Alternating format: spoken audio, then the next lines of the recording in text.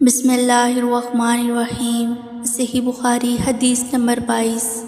ایمان کا بیان۔ سند حدیث اور حدیث مبارکہ صلی اللہ علیہ وسلم۔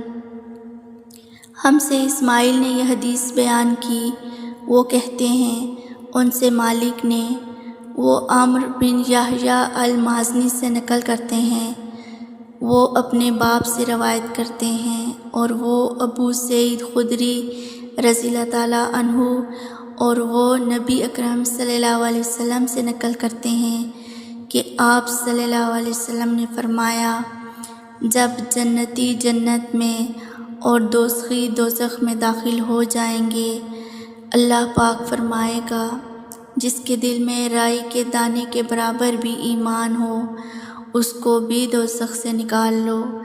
تب ایسے لوگ دوزخ سے نکال لیے جائیں گے اور وہ جل کر کوئلے کی طرح سیاہ ہو چکے ہوں گے، پھر زندگی کی نہر میں یا بارش کے پانی میں ڈالے جائیں گے۔ یہاں راوی کو شک ہو گیا ہے کہ اوپر کے راوی نے کون سا لفظ استعمال کیا۔ اس وقت وہ دانے کی طرح اگ آئیں گے، جس طرح ندی کے کنارے دانے اگاتے ہیں۔ کیا تم نے نہیں دیکھا کہ دانہ زرتی مائل پیش در پیش نکلتا ہے؟